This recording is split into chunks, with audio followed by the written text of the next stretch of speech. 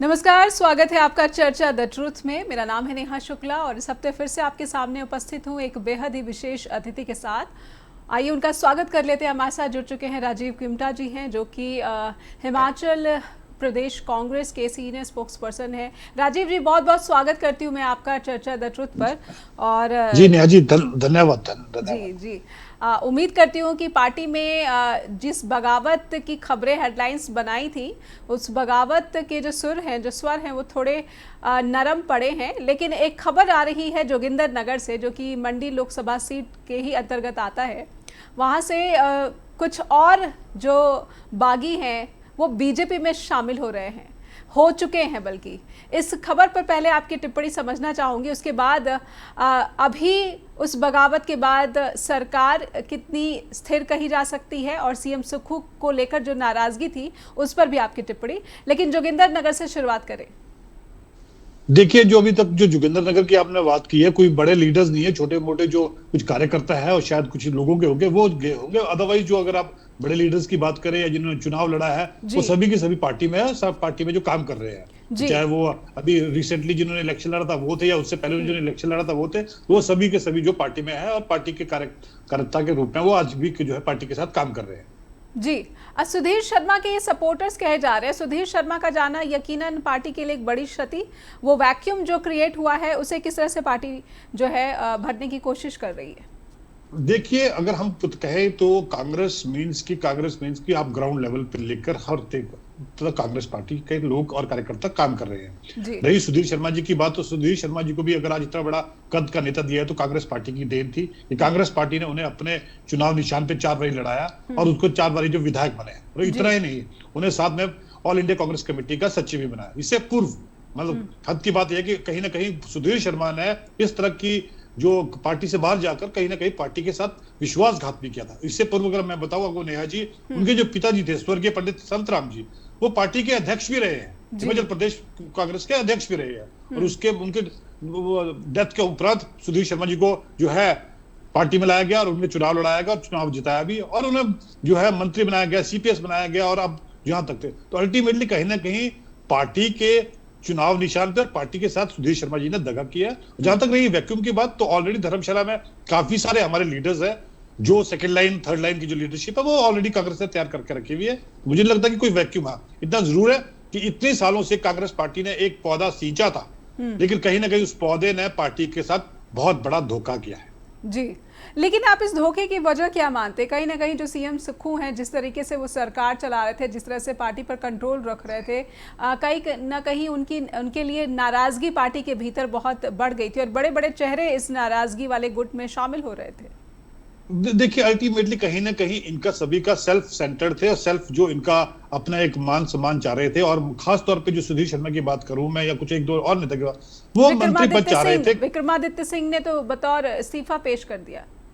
हाँ बिल्कुल, वो चीज थी, कुछ नाराजगी थी जिसको लेकर माननीय मुख्यमंत्री ने और हमारे जो दिल्ली से हमारे एक वो पर्यवेक्षक आए थे, उन्होंने वो सारा सॉल्व कर दिया। लेकिन सुधीर शर्मा की अगर बात करें तो सुधीर शर्मा जो है मंत्री पद चाह रहे थे। अब अल्टीमेटली क्योंकि अब आपका एक लिमिटेशन है कि आप इतने ही मंत्री बना सकते हैं, तो एक कोटा जो था उसमें अभी भी एक मंत्री का कोटा जो खाली रहा था। लेकिन अल्टीमेटली कहीं ना कहीं इनको बहुत जल्दबाजी थी और चाह रहे थे कि मुझे मंत्री बनाया जाए, या प्रेशर टैक्टिक्स का काम जो कर रहे हैं सरकार पे कर रहे थे या पार्टी के ऊपर कर रहे थे। तो इसी को लेकर ये सारा जो है रचना रची, और मुझे लगता है कि इसकी पटकथा के पीछे भारतीय जनता पार्टी का पूरा था, जो कि सबके सामने आ गया कि अल्टीमेटली आपने एक तरफ से आपको जब है दल बदल कानून के तहत आपको पार्टी से एज ए सदस्यता आपकी खत्म हो गई है, और उसके बाद आप सुप्रीम कोर्ट जाते हो राहत के लेकर। लेकिन आप सुप्रीम कोर्ट की राहत, क्योंकि 2 अप्रैल को जो है उनकी डेट लगी है, उससे पहले ही वो पार्टी भाजपा ज्वाइन कर लेते, तो समझ सकते हैं कि कहीं ना कहीं उनकी मिली भगत भाजपा के साथ थी। और ये जो पटकथा लिखी गई थी, ये भाजपा के द्वारा, यहाँ के जो अध्यक्ष है, यहाँ के जो पूर्व मुख्यमंत्री और दिल्ली में बैठे कुछ आला नेता, उनके द्वारा ये पटकथा लिखी गई थी। क्योंकि कारण अगर आप नेहा जी देखा जाए पूरे हिंदुस्तान में जहां जहां भी चुनी हुई सरकार है और खासतौर पर कांग्रेस की सरकार है, वहां वहां भाजपा की जो सरकार है, भाजपा जो पार्टी है, वो तोड़ने का काम कर रही है। तो उसी कड़ी में आज हिमाचल प्रदेश अभी उन्होंने कहीं ना कहीं इसकी कोशिश की, लेकिन उनकी जो कोशिश है वो अभी फिलहाल मैं कहूंगा नाकामयाब साबित हुई है। लेकिन राजीव जी, साथ में एक ये प्रश्न तो उठता ही है कि कहीं ना कहीं नाराजगी की वजहें सामने आई। विक्रमादित्य ने ही स्वयं ये मीडिया के सामने आकर जब कहा कि वो तो मंत्री पद पर थे और उनके काम भी नहीं हो रहे थे। जब एक मंत्री सीएम के लिए इस तरह की टिप्पणी करता है, इस तरह के आरोप लगाता है, तो फिर जनता के सामने किस तरह की छवि जो है प्रस्तुत हो पा रही है सरकार की? जिस गुटबाजी के आरोप कांग्रेस पर लगते रहे और जब वो सत्ता में चुनकर आती है तो फिर सत्ता में मौजूद जो कैबिनेट है, जो सीएम है, जो उसके मंत्री हैं, अगर उनमें ही आपसी तनातनी देखने को मिलेगी तो वो उस संबंधित विधानसभा क्षेत्र का जो प्रतिनिधि है, जाहिर सी बात है उस वर्ग के जो पब्लिक है, उसकी जो जनता है, उसमें किस तरह का जो है एक मैसेज जाता है, संदेश जाता है? देखिए विक्रमादित्य जी की जहां तक मैं बात करूं, मैं वो क्यों नाराज थे, उसके बाद उनको नाराजगी सॉल्व हो गई, उन्होंने इस्तीफा भी दिया, उसके बाद उन्होंने अपना इस्तीफा वापस भी लिया। और मुझे लगता है कि कोई भी जो कैबिनेट मंत्री होता है, कोई भी आप जो चीज होती है वो कैबिनेट में अप्रूव होती है, और उसमें आज एज ए मंत्री आप वहां पे कैबिनेट मीटिंग में बैठते भी हो तो आपकी नाराजगी कैबिनेट मीटिंग के अंदर ही हो सकती है। अब वो उसको लेकर उनकी क्या चीज थी समझ से भरे है, लेकिन इतना जरूर है कि उन्होंने जिस टाइम इस्तीफा दिया तो उन्होंने कहा था कि मेरे पिताजी के लिए 2 जो है कुछ जमीन जो है बनाना चाहते थे जी। बिल्कुल बिल्कुल, तो उसके लिए माननीय मुख्यमंत्री ने कहा कि कोई बात नहीं, समय है, आगे जो है लगाया जाएगा। और ऐसा नहीं है, क्योंकि हिमाचल प्रदेश को बनाने में ना केवल उनका बल्कि हाथ उन्होंने सवारा, लेकिन उससे पूर्व हमारे 2 मुख्यमंत्री ऐसे रहे, चाहे वो रामलाल ठाकुर जी थे, वो 3 बारी के मुख्यमंत्री रहे हैं, और यशवंत परमार जी जिन्होंने हिमाचल प्रदेश को अस्तित्व में लाया। तो ये सारी चीजें थी, उसके लेकर माननीय मुख्यमंत्री ने कहा कि आने वाले समय में जो है उनका स्टैचू लगा दिया जाएगा। और मुझे लगता है कि वो जो उनकी प्रश्न था या उनकी जो समस्या थी वहीं पे सॉल्व कर दी गई है। तो अब उसके बाद मुझे लगता है विक्रमादित्य जी बिल्कुल पार्टी के साथ खड़े हैं, और आज उनको एक मंडी पार्लियामेंट की जिम्मेवारी भी दी है कि आप मंडी पार्लियामेंट देखें। तो और वो मुझे तो उन्होंने शायद 2 दिन के बाद जो एक मंडी पार्लियामेंट की मीटिंग भी रखी है। तो समझ सकते हैं छोटी मोटी जो चलती है। देखो अल्टीमेटली मैं बताऊं नेहा जी कि 1998 में जब बीजेपी की पहली बार पूरी सरकार बनी थी यहाँ पर, जो 5 साल चली थी, उससे पहले 2.5 साल तक चली है, तो उस वक्त प्रेम कुमार धूमल जी यहाँ के मुख्यमंत्री हुआ करते थे। तो उस वक्त उनकी पार्टी में भी था 4 मंत्रियों ने और 4 विधायकों ने मुख्यमंत्री के खिलाफ पार्टी के खिलाफ लिख के दिया था, और पार्टी के अंदर दिया था। क्योंकि पार्टी की समस्या, क्योंकि एक बहुत पार्टी एक बड़ा परिवार होता है, और परिवार में आपको पता है छोटी मोटी बातें चलती रहती है। तो अल्टीमेटली 4 मंत्रियों की सुनवाई हुई और 4 विधायकों की सुनवाई हुई पार्टी के अंदर, और उसके बाद जो है 5 साल सरकार चली है। लेकिन यहाँ पर जो हमारे कुछ जो लोग थे वो किस लिए असंतुष्ट थे मैं कहूं बताऊंगा। जैसे रवि ठाकुर थे, रवि ठाकुर लाहौल के विधायक थे, उन्हें 23 तारीख को माननीय मुख्यमंत्री तकरीबन 4 फीट में लाहौल स्पीति के, और वहां पर जो हमारी एक योजना थी महिलाओं को लेकर 1500 रुपए, वो वहां से लागू शुरू की है, तो वहां से लॉन्च की है। और जितने भी महिलाएं थी लाहौल स्पीति की, सभी महिलाओं को 1500 जो मंथली है वो देने की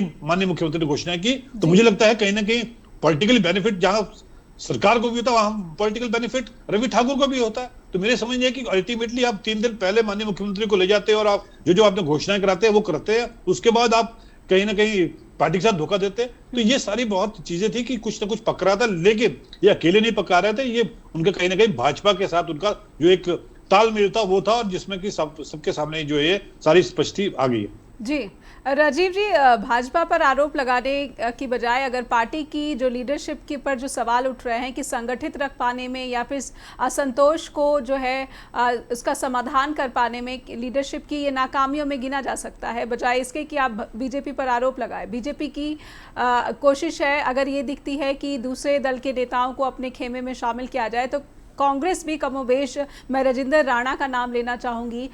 मुझे ध्यान आता है कि जब वो हनुमान कहे जाते थे धूमल साहब के, सीनियर धूमल के, लेकिन फिर वो कांग्रेस के पास आ गए थे क्योंकि उनको वीरभद्र जी ने जो है कांग्रेस के खेमे में बुला लिया था।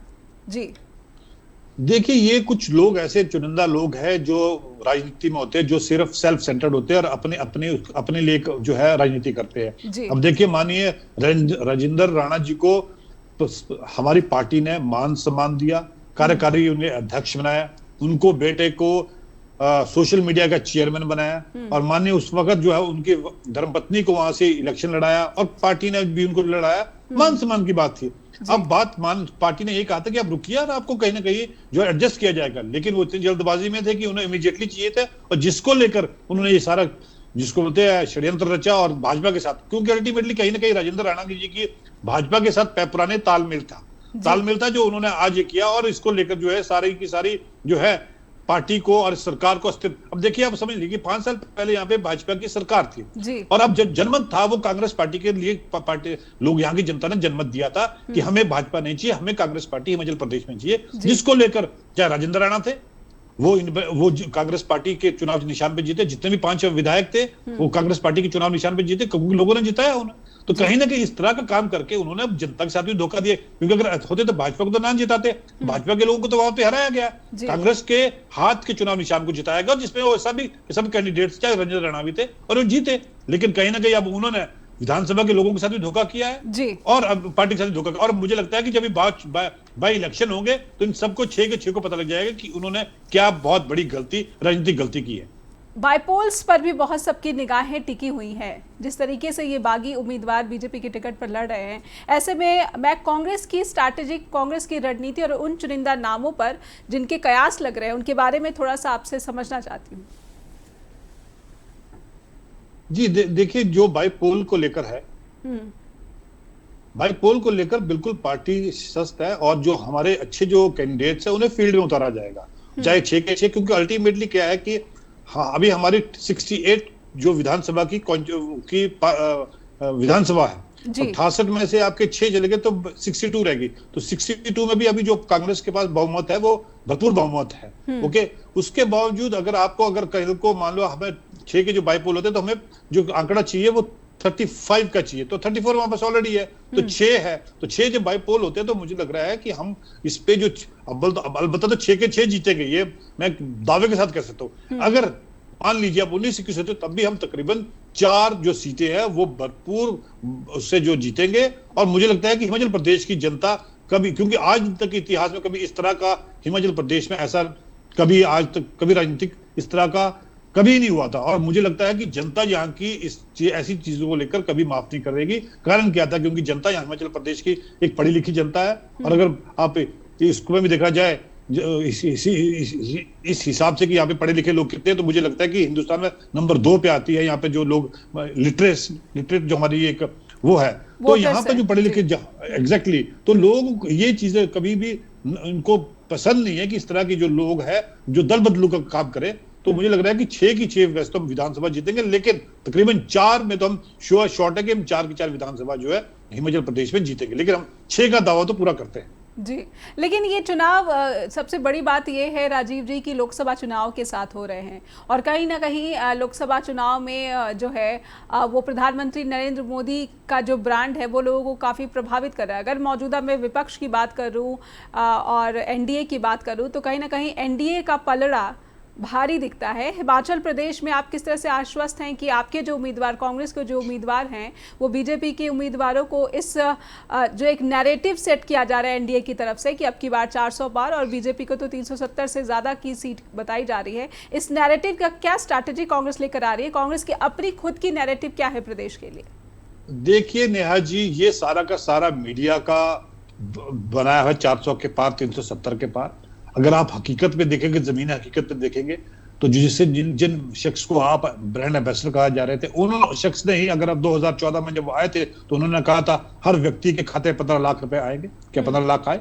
हमारी सरकार ने हिमाचल प्रदेश में वादा किया था महिलाओं को लेकर कि हम महिलाओं को हर महीने 1500 रुपए देंगे, जिसको लेकर हमने आज महिलाओं को जो है 1500 रुपए खाते शुरू कर दिए। लेकिन उसके बावजूद भाजपा ने इलेक्शन कमीशन के पास गई और उन्होंने कहा कि इसे रोक दिया जाए, कि अल्टीमेटली कहीं ना कहीं डर लगा कि कहीं कांग्रेस को इसका बेनिफिट ना, तो इलेक्शन कमीशन ने वो रोक दिए।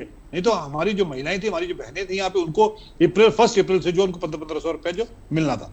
दूसरी बात, इन्होंने काफी सारे वादे किए थे, खासतौर पे मोदी जी ने बहुत वादे किए थे हिमाचल प्रदेश को लेकर, और ये कहा था कि ये मेरा दूसरा घर है। लेकिन माननीय प्रधानमंत्री जी भूल गए अपने दूसरे घर को, कि जब आपदा हिमाचल प्रदेश पर आई थी और उस वक्त माननीय प्रधानमंत्री ने 1 रुपए का हिमाचल प्रदेश की सहायता नहीं की। इतना नहीं, आज आपने इन 6 विधायकों को खरीद फरोख्त करने के लिए, इन्हें ले जाने के लिए आपने सिक्योरिटी दी, चौपर इस्तेमाल कर रहे हैं, लेकिन बावजूद उसके कि आप जब हिमाचल प्रदेश की जनता, और खास तौर पे तकरीबन 70% जो हिमाचल प्रदेश था पानी में डूबा हुआ था, यहाँ के लोग घर बेघर हो, तब आपको भाजपा के लोग या सरकार को कोई उसकी सहानुभूति नहीं। और केंद्र सरकार से हिमाचल प्रदेश को 1 फुटी कौड़ी, जिसको कहते हैं कि सहायता के तौर पे नहीं दी थी। तो ये सारी बातें जो यहाँ की जनता समझती है, और खास तौर पे जो कुछ कुछ जिले थे हमारे जहां पे काफी टूरिज्म आता है और टूरिज्म से एक होता, तो वहां पे टूरिज्म था वो टोटली अस्त व्यस्त हो गया था। चाहे वो शिमला हो, चाहे हमारा कुल्लू मनाली हो, चाहे आपका धर्मशाला हो, यहाँ पे जो लोग है वो मैक्सिमम टूरिज्म व्यवसाय पे जुड़े लोग हैं, तो अस्त व्यस्त थी। लेकिन लोगों को एक निगाहें थी कि शायद प्रधानमंत्री जी आएंगे, उनके जख्मों में बल्लम लगाए, तो ऐसा कुछ ही नहीं हुआ। तो अल्टीमेटली यहाँ की जनता राजीव जी, ये तो नड्डा जी का भी गृह राज्य है, उसके बावजूद जिस नाराजगी को विपक्ष को उठाना चाहिए था, मौजूदा सरकार को जो उठाना चाहिए था, मुझे लगता है कि उस नाराजगी को जनता तक शायद स्पष्ट रूप से नहीं पहुंचाया जा सका है। बिल्कुल, देखिए पहुंचाया गया। मैं बताऊं, आपके माननीय मुख्यमंत्री ने जब बावजूद इसके कि हमारे को केंद्र ने कट लगाया गया हिमाचल प्रदेश सरकार पर, उसके बावजूद माननीय मुख्यमंत्री ठाकुर सुखविंदर सिंह सुक्खू जी ने 4500 करोड़ का एक स्पेशल बजट उन लोगों को दिया गया जिन लोगों के घर चले गए थे, जिन लोगों के अपने बिछड़ गए थे। समझ लीजिए कि आपका जो मैनुअल रिलीफ था, उसको मैनुअल रिलीफ को रातों रात ठीक किया गया, क्योंकि तकरीबन जिसका घर चला था उसे 1 लाख रुपए मिलता था, लेकिन माननीय मुख्यमंत्री ने उसे 6 और 7 लाख रुपए दिया, और उसमें जो पैसा भी था उनको लोगों को दे भी दिया गया, क्योंकि अल्टीमेटली आपके विंटर्स आने वाले थे। अगर विंटर से पहले अगर किसी का मकान नहीं बनेगा तो सर्दियां कैसे काटेगा। लेकिन उसके लिए बहुत ही असंवेदनशील रही केंद्र की सरकार, चाहे वो उसमें नड्डा जी थे, और इतना नहीं, यहाँ पर जो हमारे एमपी भी है और हिंदुस्तान की सरकार में मंत्री भी है अनुराग ठाकुर जी, वो सिर्फ आए, एक दिन आए, घूम के और चले गए। उन लोगों ने भी कोई सहायता नहीं की। इतना ही नहीं, हमारी जो अध्यक्ष है प्रतिभा सिंह जी, उन्होंने सभी जितने भी यहाँ से एमपीज है, चाहे वो 3 राज्यसभा के हैं, 4 लोकसभा के, उन सभी से अपील की कि हम सब चलते हैं, प्रधानमंत्री जी से आग्रह करते हैं कि हिमाचल प्रदेश के लिए एक राहत पैकेज दिया जाए। लेकिन बावजूद उसके कोई भी नहीं आया, ना कोई गया। हमारी जो अध्यक्षा थी, हमारे मुख्यमंत्री माननीय प्रधानमंत्री के 3 बारी गया अलबत्ता और सहायता लेने के लिए, लेकिन माननीय प्रधानमंत्री के ऊपर जिसे बोलते ना कुछ भी असर नहीं हुआ। उन्होंने 1 रुपया भी हिमाचल प्रदेश को सहायता के तौर पर दिया। अब ये आने वाले टाइम में जो जनता के बीच में, जनता को मालूम है और ये पार्टी उसको लेकर जाएगी, लेकिन हमने जो वादे किए थे यहाँ की जनता को लेकर, वो हमारी 10 गारंटियां थी। 10 गारंटियों में से हमने 5 गारंटियां जो है अभी हाल ही में ही पूरी की है।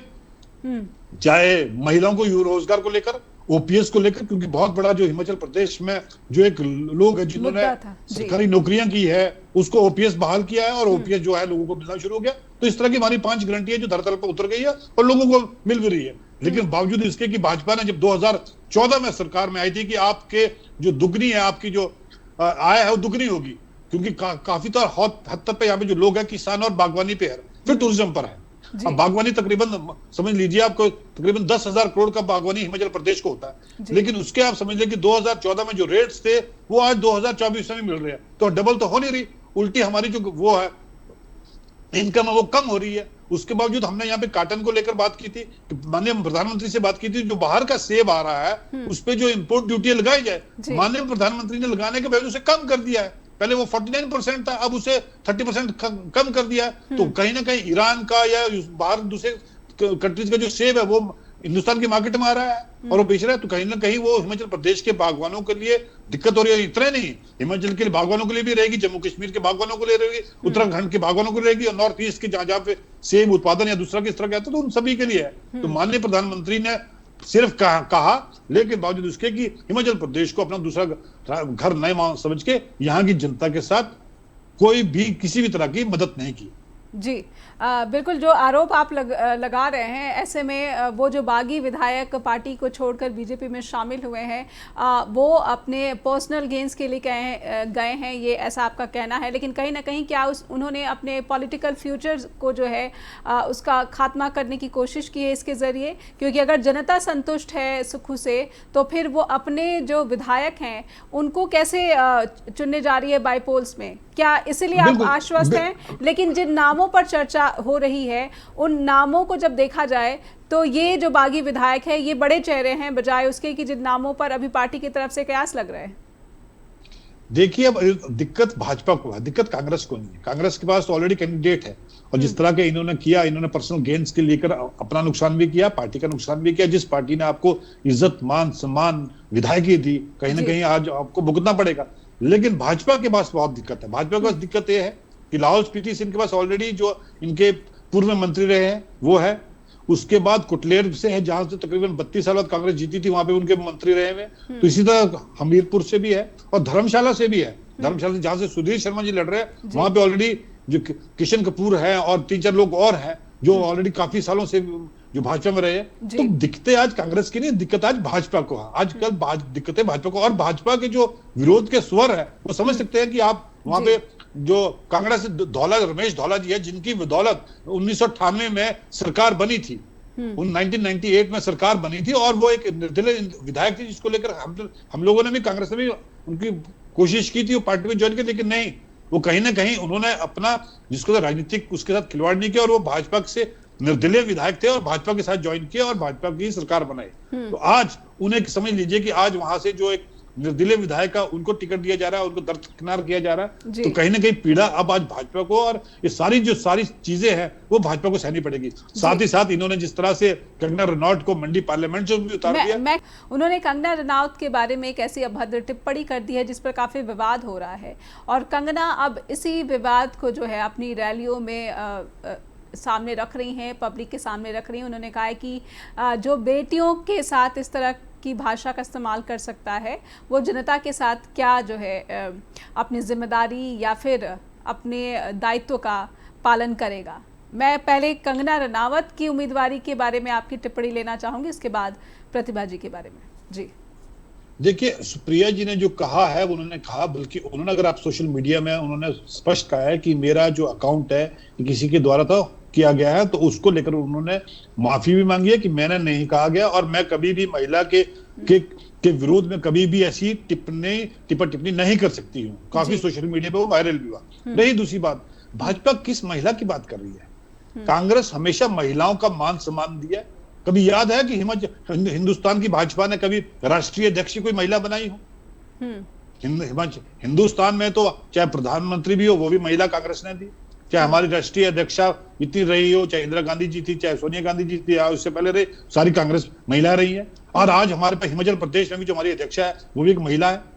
तो ये समझ लेते हैं। तो इसलिए भाजपा ये नहीं कह सकती कि कांग्रेस जो है महिलाओं का सम्मान करने वाली कांग्रेस पार्टी है, और वो तभी से, जब से आजाद हिंदुस्तान हुआ, और आजाद हिंदुस्तान से पहले से लेकर, इतना नहीं, आज अगर महिलाएं बोल पा रही हैं, अगर कंगना रनौत आज अपना हक को लेकर बोल रही है, तो शायद कांग्रेस पार्टी की देन थी कि आज महिलाओं को उनके हक और हकूक को दिए गए हैं। रही बात कंगना रनौत जी ने कहा, हमारे माननीय मुख्यमंत्री का भी एक बयान आया था, उन्होंने कहा कि ठीक है, कंगना हमारे प्रदेश की बेटी है, एक फिल्म एक्ट्रेस है, बहुत अच्छी बात है, लेकिन जहां पॉलिटिक्स आती है, जहां पॉलिटिकली आते हैं, वहां लोगों की अपेक्षाएं कुछ और होती है।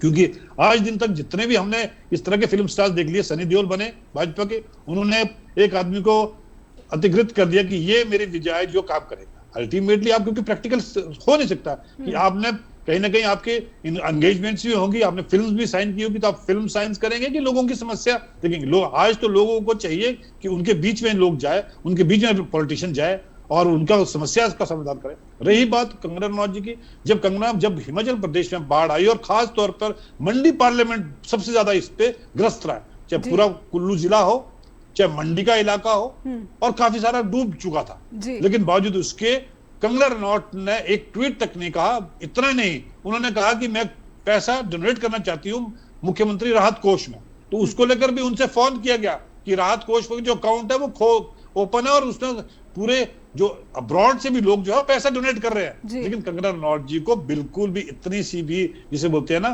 संवेदनशीलता नहीं हुई कि मुझे अपनी हिमाचलियत के लिए जो जिनका नाम ले रही है उसके लिए मैं 1 रुपया भी जो है यहाँ के पीड़ित लोगों को दान करूं। मुझे लग रहा है कि आज जनता ने बताया कि जब वो फील्ड में जाएंगी, और इतना नहीं, उन्होंने तो मनाली में घर बना के रखा हुआ है, मंडी की है, मनाली में घर है, और मनाली का टूरिज्म बुरी तरह से अस्त था। जहां उनका घर भी है वहां के लिए रोड भी तो तकरीबन 20 दिन बाद जो है रोड कनेक्टिविटी हो पाई है। तो समझ सकते हैं कि कितनी उनके अंदर संवेदनशीलता थी। ये अल्टीमेटली आप आते, कुछ मदद करते यहाँ की जनता की। अगर हमने सरकार की मदद न करते, डायरेक्टली लोगों से जनता की मदद करते। बहुत सारे लोग आए, बहुत सारे गुरुद्वारों ने लंगर लगाए, लोग आए, लोगों ने मदद की, और तकरीबन 70,000 पर्यटक उस वक्त मनाली के अंदर फंसे हुए थे, जिन्हें माननीय मुख्यमंत्री ने एज ए कमांडर खुद भूमिका निभाई है। और शायद विजुअल्स आपने भी देखे होंगे, पूरे हिंदुस्तान में विजुअल्स गए हैं, और उसको लेकर माननीय मुख्यमंत्री जी को जो है अवार्ड भी मिला है। और उन्होंने सबसे पहले उन 70,000 जो टूरिस्ट थे उन्हें इवैक्यूएट किया गया, उन्हें सेफली उनके इलाकों, घरों तक छोड़ा गया।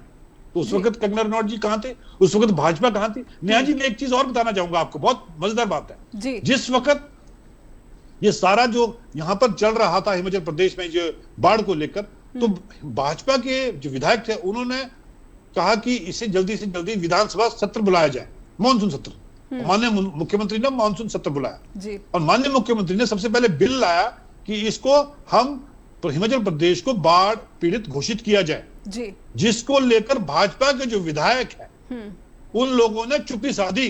वो नहीं चाहते थे कि हिमाचल प्रदेश की जो जनता को राहत मिले। अल्टीमेटली जो कांग्रेस के जो लोग थे उन्होंने उसे पास किया और जो है केंद्र सरकार को भेजा, लेकिन भाजपा के जो विधायक थे उस पर चुप्पी साधी और ना ही उस पर जो है उन्होंने वोट किया। तो समझ सकते हैं कि जिस वक्त आपदा आई थी उस वक्त भाजपा के लोग थे या कंगना रनौत जी कहां थे, कहां वो गुम थे? उन्हें उस वक्त लोगों की चिंता क्यों नहीं थी? ठीक है, आप बॉलीवुड स्टार है, हॉलीवुड स्टार है, लेकिन कहीं ना कहीं आप जिस प्रदेश की बात कर रहे हैं उस प्रदेश की मदद करना आपका भी कहीं ना कहीं एक इंसानियत था जो आपने उसमें बखूबी नहीं निभाया। जी। एक आरोप राजीव जी जो राष्ट्रीय फंड आए हैं उस पर भी लग रहे हैं कि जो आपको केंद्र से मदद मिली है बाढ़ त्रासदी से निपटने के लिए, कहीं ना कहीं उस मदद में भी जो है कुछ करप्शन की बातें सामने आई हैं और बहुत से पीड़ित ऐसे जो हैं, बाढ़ पीड़ित ऐसे हैं जिनके पास अब तक मदद नहीं पहुंच पाई है। कई ऐसी तस्वीरें सामने आई हैं, मंडी की ही तस्वीरें हैं कि अभी भी परिवार जो है टेंट में रहने पर मजबूर है। इस पर आपकी टिप्पणी समझना चाहूंगी, सरकार क्या कर रही है? देखिए कि केंद्र सरकार की, देखिए 2021-22 का जो ऐसा होता है कि हिमाचल पूरे जितने भी स्टेट्स है, जब आपका विंटर्स में आता है नेशनल डिजास्टर को लेकर एक फंड दिया जाता है, वो सभी स्टेट को दिया जाता है। तो हिमाचल का भी शेयर था, 21-22 का था, 22-23 का था, जब उस वक्त इन्हीं की ही सरकार थी। सिर्फ केंद्र सरकार ने वो पैसा रिलीज किया जो ऑलरेडी हिमाचल प्रदेश का उनके पास पड़ा हुआ था, वो उन्होंने दिया। रही बात जो कुछ लोग जो टेंट्स में, आप बताऊंगा एक भी आज हिमाचल प्रदेश में बाढ़ पीड़ित टेंट में नहीं है। माननीय मुख्यमंत्री ने जिनका घर नहीं बना उन्हें कहा गया है कि आप किराए का मकान ले और किराया जो हिमाचल प्रदेश सरकार देगी 5,000 से लेकर 10,000 रुपए तक, गांव में या सिंगल रूम का, 2 रूम का, गांव के इलाकों में या शहरी इलाकों में। तो ये हिमाचल प्रदेश सरकार उन्हें उन जगहों पर घर दे रही है और उनका किराया दे रही है जब तक आपको बस्ती। और कुछ लोगों को इतना ही नहीं, जिनका अगर मकान था और वो लैंड भी वॉश ऑफ हो गई है तो उन्हें भी 3-3, 4-4 बिस्वा, क्योंकि यहाँ पे बिस्वा में चलता है हिमाचल प्रदेश में, उन्हें जमीन, घर के लिए जमीन दी जा रही है डेप्टी कमिश्नर द्वारा। और एक बिल्कुल जिसको बोलते हैं ना, निर्देश दिए गए माननीय मुख्यमंत्री के कि किसी का भी जो जमीन है उसे इमीडिएटली जो जमीन का पट्टा जो है उसके नाम कर दी जाए। तो ये सारी चीजें मुझे नहीं लगता कि आज, और इतना नहीं, ये भाजपा ने आरोप भी लगाया, माननीय मुख्यमंत्री ने कहा कि अगर आपको ऐसा लगता है कि कोई इस तरह की अनियमितता है तो उसकी हमें लिस्ट दीजिए कि कहां गया, क्योंकि अल्टीमेटली जो बाढ़ पीड़ित है वो अल्टीमेटली आपका पटवारी से लेकर डिप्टी कमिश्नर वो लिस्ट बनाते हैं। और मुझे नहीं लगता कि सरकारी तंत्र में या कोई भी सरकारी एम्प्लॉय अपनी नौकरी के ऊपर कभी खिलवाड़ करेगा या गलत नाम देगा। जिन जिन के नाम दे उनके नाम जो है खातों में इमीडिएटली उनके खातों, बैंक अकाउंट में उनको जो है पैसा सरकार द्वारा भेज दिया गया। और केंद्र सरकार का कोई पैसा नहीं है, केंद्र सरकार का सिर्फ वही पैसा है जो हिमाचल प्रदेश का हक था 2021-22 का और 22-23 का वो। और हमारी जो सरकार ने तकरीबन 10,000 करोड़ का जो नुकसान है वो केंद्र सरकार को भेजा था, लेकिन अभी तक, अब तो खैर कहां आ पाएगा, लेकिन चुनाव होने से पहले तक भी जो है 1 रुपया केंद्र ने उसके किस्त को रिलीज नहीं किया। इतना ही नहीं, मैं बताऊं कि इस तरह की त्रासदी थोड़े से पोर्शन में आई थी जब मनमोहन सिंह जी की सरकार थी उत्तराखंड में, अगर आपको याद है उत्तराखंड त्रासदी हुई थी, तो इमीडिएटली मनमोहन सिंह जी ने 3,000 करोड़ रुपया जो इमीडिएटली वहां के लिए पैसा रिलीव किया गया, जबकि वो तो एक छोटे डिस्ट्रिक्ट में आई थी, यहाँ तो पूरा स्टेट में पानी बह गया था। तो समझ लीजिए कि हमारी संवेदनशीलता और इनकी संवेदनशीलता में कितना अंतर है। जी, ऐसे में क्या अनुराग ठाकुर ने भी एक टिप्पणी की थी, उन्होंने भी दावा किया था कि सेंटर ने पैसा भेजा है लेकिन उसका इस्तेमाल जो है नहीं हो रहा है, प्रदेश सरकार के जो मंत्री हैं वो भ्रष्टाचार में लिप्त हैं, लोगों तक सुविधाएं नहीं पहुंचाई जा रही हैं। तो क्या जगत प्रकाश नड्डा और हमीरपुर से सांसद अनुराग ठाकुर जनता के सामने झूठ प्रचार कर रहे हैं? बिल्कुल, माननीय मुख्यमंत्री ने बाकायदा इन्हें मंच से कहा कि आप बताइए कहाँ अनियमितताएं हो रही है, आप बताइए आपने कितनी मदद की है। जेपी नड्डा जी को आपको एमपी फंड मिलता है, आपने एमपी फंड कहां डाला? आप अनुराग जी आपको फंड मिलता है, आपने कहां दिया, कहां कौन सा पैसा दिया? अल्टीमेटली नेहा जी ये वो ही पैसा बोल रहे, क्योंकि देखिए भाजपा आंकड़ों के खेल में बहुत बहुत माहिर है। इन्होंने कांग्रेस क्यों माहिर नहीं है? एक सवाल मेरा ऐसा, अगर आंकड़ों के खेल में बीजेपी माहिर है, कारण क्या है? कारण क्या है कि कांग्रेस हमेशा सत्ता में आई है और सत्ता में रही है तो इसलिए ज्यादा ऑपरेशन करनी कांग्रेस को आती नहीं है, एक बात। और दूसरा, कांग्रेस ज्यादा झूठ के और जिसको बोलते हैं ना बनावटी चेहरा नहीं बनाती, जो कुछ है वो सामने है। इनका बनावटी चेहरा ये है कि मैं चाय बेचता था, सूट पहनता हूं 10 लाख रुपए का। कांग्रेस वैसा नहीं करती, अगर 10 लाख का पहनती है तो पहनती है, झूठ नहीं बोलेगी कि हम चाय बेचते थे। आज तक हमें तो पता नहीं लगा कि वो चाय कहां बेचते थे। तो इसी तरह से चाहे अनुराग जी है। अच्छा, फिर बात करते हैं कि हम भाई भतीजावाद नहीं करेंगे, हम परिवार के किसी भी सदस्य को टिकट नहीं देंगे। अनुराग ठाकुर जी कौन है? और तकरीबन अभी जो आपकी इनकी लिस्ट है, ये तकरीबन 100 से ऐसे लोग हैं जिसमें उनको भाई बेटे को दिए है या भाई को दिया है या रिश्तेदारों को टिकट दिए भाजपा ने। तो कथनी और करनी में फर्क है। कम से कम कांग्रेस से तो नहीं मिलती, जो कर देती है तो देती है। अल्टीमेटली कोई पॉलिटिकली आदमी है तो उसे मिलते हैं। अनुराग ठाकुर जी कौन है? उनके पिताजी धूमल जी मुख्यमंत्री थे, अनुराग ठाकुर जी को टिकट मिला। तो इसी तरह ये चीज है, ये सब एक झूठ का पुलिंदा है और सामने हकीकत क्या होगी वो 2024 में सबके सामने आएगा। और हिमाचल प्रदेश में तो बिल्कुल बाकायदा सबके सामने आएगा। आज समझ देखिए कि बगावत कहां हो रही है। अगर भाजपा ने कोशिश की कांग्रेस को तोड़ने की, तो आज बगावत जो है भाजपा में वो हमीरपुर और ऊना में हो रही है, जहां से अनुराग ठाकुर इलेक्शन लड़ते हैं, उनका पार्लियामेंट इलाका है। तो समझ सकते हैं कि आज का समस्या में अनुराग ठाकुर जी भी है और जेपी नड्डा जी भी है, क्योंकि जेपी नड्डा जी का होम स्टेट आता है। प्रतिभा सिंह के बारे में आपसे समझना चाहूंगी, आखिर क्या वजह है? प्रतिभा सिंह कहती हैं कि मैं इस बार मंडी से प्रतिनिधित्व नहीं करूंगी, अपनी नाराजगी बताती हैं, और उसके बाद जैसे ही कंगना रनौत के नाम की घोषणा होती है वो संकेत देती हैं कि वो तैयार हो सकती हैं। अब ये तो प्रतिभा सिंह जी समझ सकते हैं कि क्यों नाराजगी थी, क्या नाराजगी थी अल्टीमेटली, क्योंकि हम समझ सकते हैं कि मुझे नहीं समझा कि प्रतिभा सिंह जी की नाराजगी किस बात को लेकर थी।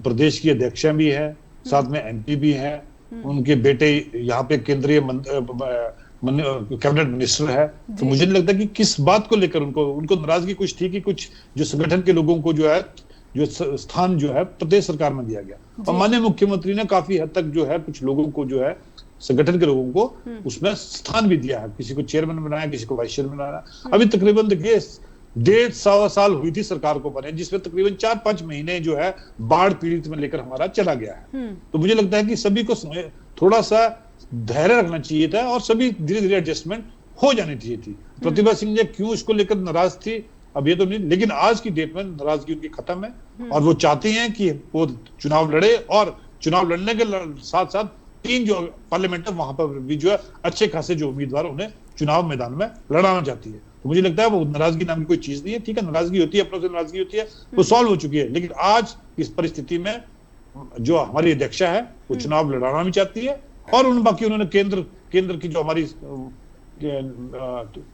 नेतृत्व है उनपे फैसला दे दिया कि भी आप जो चाहेंगे वो ही जो हिमाचल प्रदेश में होगा, वो ही चुनाव जो है हिमाचल प्रदेश में लड़ेंगे। जी, मैं मंडी लोकसभा क्षेत्र के बारे में थोड़ा सा आपसे विस्तृत तरीके से समझना चाहूँगी।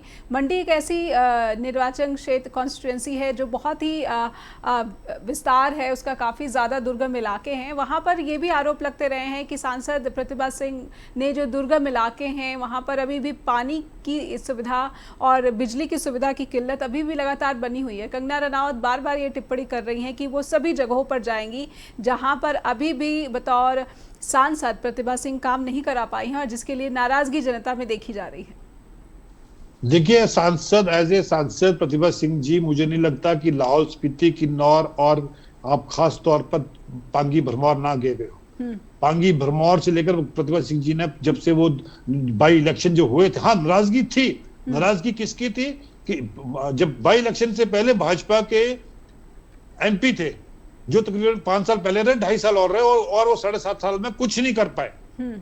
अब आज हमारे बीच नहीं है, इस दुनिया में नहीं है, तो मैं माफी चाहूंगा, लेकिन उसके बाद 7.5 साल उन्होंने कुछ नहीं किया। लेकिन हमारी सांसद ने आते ही उनका जो प्रचार भी जो शुरू हुआ वो पांगी भरमौर से शुरू हुआ था, और पांगी भरमौर की जो समस्या थी वो माननीय सांसद महोदय ने की, चाहे लाहौल स्पीति हो चाहे किन्नौर, क्योंकि हमारे पास 3-4 इलाके ऐसे जो ट्राइबल इलाके आते हैं, हिमाचल प्रदेश के जो ट्राइबल इलाके हैं वो हमारे मंडी पार्लियामेंट में ही आते हैं। और उसको लेकर, समस्या को लेकर माननीय सांसद अक्सर, अगर आप देखेंगे उनके जो दौरे भी थे वो सबसे पहले दौरे जो है उनके ट्राइबल इलाके के थे, क्योंकि कहते थे वो कि ट्राइबल इलाके में इसलिए जा रही हूँ क्योंकि ट्राइबल इलाका तकरीबन 5-6 महीने के लिए विंटर्स में बंद हो जाती है, तो एटलीस्ट इनके समस्या का जो समाधान है वो मुझे बर्फ से पहले करना है, और उन्होंने बर्फ से पहले किया भी है। मुझे लगता है, मैं कह रहा हूं कि सांसद महोदय ने तो गए अभी जब हमारे 22 तारीख को माननीय मुख्यमंत्री 22 फरवरी को जब 4-4 फीट बर्फ लाहौल स्पीति में थी, तो माननीय मुख्यमंत्री और सांसद महोदय लाहौल गए, वहां पे महिलाओं की जो समस्या थी वो खत्म पूरी की, और इतना ही नहीं, वहां की महिलाओं को 1500 रुपए जो घोषणा दी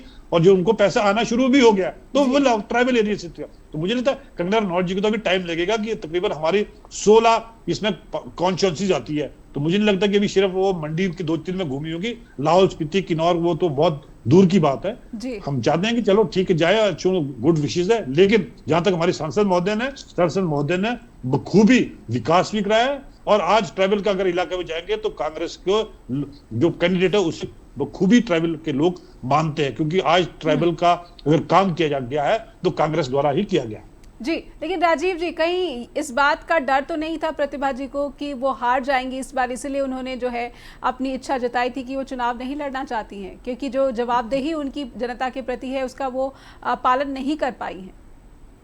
नहीं, ऐसा नहीं। अब वो क्यों नहीं लड़ना चाहती थी, अब ये तो वो व्यक्तिगत सवाल है, वो जो खुद बता पाएंगी कि क्यों नहीं लड़ना चाहती। डर की आशंका, लेकिन डर की आशंका नहीं, डर तो नहीं, डर की शंका तो नहीं थी, क्योंकि अल्टीमेटली जब उन्होंने मना किया तो बहुत सारे हमारे पास जो कैंडिडेट्स थी उनकी काफी सारे उन लोगों ने बोला कि हमें लड़ने की इच्छा है, क्योंकि अल्टीमेटली पहले पार्टी वही चाहेगी कि जो ऑलरेडी वहां से सांसद है उन्हें टिकट दिया जाए, क्योंकि उनका बनता भी है। उसके बाद जब थोड़ी सी वो बीच में लगी कि मुझे नहीं लड़ना है, तो बहुत सारे लोगों ने जो अपनी दावेदारी की, क्योंकि आपकी सेकंड लाइन लीडरशिप और लीडरशिप जो है ऑलरेडी कांग्रेस के पास तैयार बैठी हुई है। ऐसा नहीं है, जो और खासतौर पर जो लोग संगठन में से कई सालों से वर्षों से जुड़े हैं। लेकिन अब माननीय सांसद महोदय ने कहा है कि जैसा पार्टी हाईकमांड फैसला करेगी मैं वैसे करूंगा। तो अल्टीमेटली हमारी जो सेंट्रल इलेक्शन कमेटी की मीटिंग है उसके बाद ही फैसला होगा कि कौन कौन यहाँ से चुनाव लड़े। जी, मैं अन्य 3 सीटों के बारे में भी आपसे समझना चाहूंगी कि अन्य जो 3 सीटें हैं लोकसभा की, उन पर कांग्रेस कितनी मजबूत दावेदारी पेश कर रही है जनता के सामने, और क्या नैरेटिव? जी बिल्कुल। देखिए, अगर शिमला की हमारे पार्लियामेंट सीट की देखी जाए तो शिमला पार्लियामेंट हमारे रिजर्व की सीट है।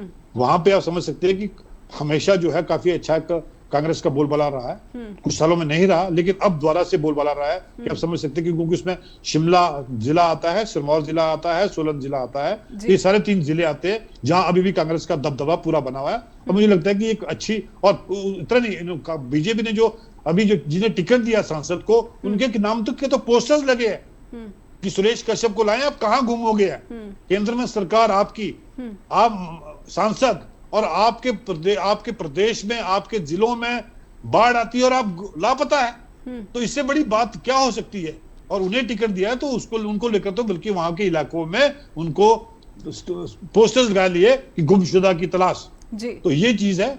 फिर रही हमारी मंडी हो गया, शिमला हो गया, फिर आपकी कांगड़ा की आ गई। कांगड़ा जो सीट है वो खुद अपने आप में बहुत बड़ी है, क्योंकि कांगड़ा आता है और उसमें चंबा का इलाका आता है, क्योंकि जो चंबा का कुछ एक है वो हमारे मंडी पर आता है, बाकी जो 4 सीटें हैं वो कांगड़ा में आती है। तो कांगड़ा में बिल्कुल, क्योंकि कांगड़ा में भी आज जो अगर देखा जाए तो हमें तकरीबन 9-10 विधायक जो कांगड़ा ने हमें दिए थे कांग्रेस पार्टी को, और चंबा से हमारा 1 विधायक। इसलिए, और आप जो उनके वहां के सांसद भी रहे हैं, वो भी तकरीबन 10 साल सांसद वहां से रहे, किशन कपूर जी, उनके नाम के भी पोस्टर लगे कि उन्हें गुमशुदा है, कल कहने में आया कि उनको बीच में कुछ बीमार हो गए थे, लेकिन अल्टीमेटली 10 साल में एज ए सांसद उन्होंने वहां पर कुछ भी नहीं किया।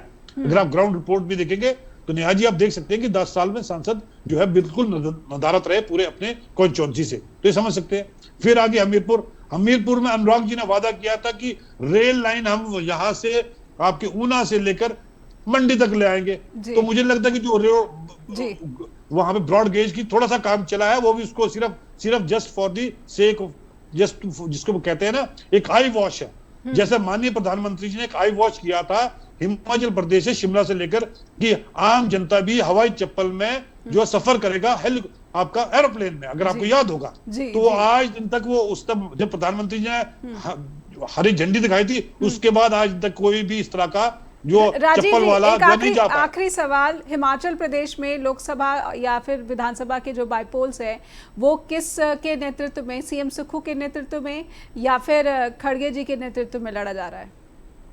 देखिए, ये चेहरा नहीं है, ये पार्टी के जिसके पास जो हाथ का चुनाव निशान है वो है, और अल्टीमेटली माननीय सुखविंदर सिंह सुक्खू जी की सरकार यहाँ पर है, तो प्रधान मुख्यमंत्री है, तो उनके नेतृत्व में, और खड़गे जी तो हमारे राष्ट्रीय अध्यक्ष है, तो उनके नेतृत्व में, और प्रियंका गांधी जी, क्योंकि उनका काफी हिमाचल प्रदेश के लिए लगाव भी है और उनका बहुत योगदान भी रहा है पीछे, जब हमारी राहुल गांधी का नाम वापस नहीं लिया आपने जी। नहीं, राहुल गांधी तो बिल्कुल बाकायदा है, राहुल गांधी तो सर्व है, वैसा नहीं है। राहुल गांधी तो अभी अपनी भारत जोड़ो यात्रा में भी चले हुए हैं, तो उसको लेकर भी वो लोगों को जोड़ रहे हैं। और इतना ही नहीं, सोनिया जी का, क्योंकि अल्टीमेटली देखिए Neha ji, apart from politics, Gandhi family का हिमाचल प्रदेश के लिए एक विशेष प्यार रहा है। चाहे भाजपा के जो कुछ लोग हैं, जो रविवार की दिल्ली की जो महारैली है, वहां पर हिमाचल प्रदेश से कौन पहुंच रहा है? अब देखिए, अब इसमें तो कुछ ही बता सकता हूँ कि कौन कौन पहुंचेंगे, लेकिन माननीय क्या बड़े चेहरे हिमाचल प्रदेश से समर्थन के लिए पहुंचेंगे? जी बिल्कुल बिल्कुल बिल्कुल। अब ये तो पार्टी लाइन पे जैसा जैसा निर्देश होगा वैसा वैसा होगा। क्योंकि अगर महारैली है और महागठबंधन का, तो किसी बात है, हमारे मुख्यमंत्री भी जाएंगे, अध्यक्ष भी जाएंगे, या बाकी जो हमारा पार्टी नेतृत्व है वो जाएगा, वो नहीं है, तो साफ सी बात है। जी बिल्कुल बिल्कुल, देखेंगे बड़े चेहरे हिमाचल प्रदेश से कौन पहुंच रहा है, क्योंकि कई मुद्दों पर जो है हिमाचल कांग्रेस का समर्थन नदारद दिखता है। बड़े बड़े मुद्दे जो हैं कांग्रेस के लिए जो अहम रहे, लेकिन हिमाचल प्रदेश कांग्रेस से एक भी टिप्पणी सामने नहीं आ पाती। राजीव जी, बहुत बहुत धन्यवाद करना चाहूँगी, आपने अपना कीमती वक्त निकाला चर्चा द ट्रुथ के। दर्शकों से अनुरोध करूँगी कि आपको इस कार्यक्रम के प्रति जो भी फीडबैक आप को लगता है, कोई शिकायत है, तो भी आपका बहुत बहुत स्वागत है, या फिर कोई सजेशन देना चाहते हैं तो हमें लिखना ना भूलें info@justbroadcasting.com या फिर neha@justbroadcasting.com पर भी। अपना ख्याल रखिए, अगले हफ्ते होगी मुलाकात। धन्यवाद।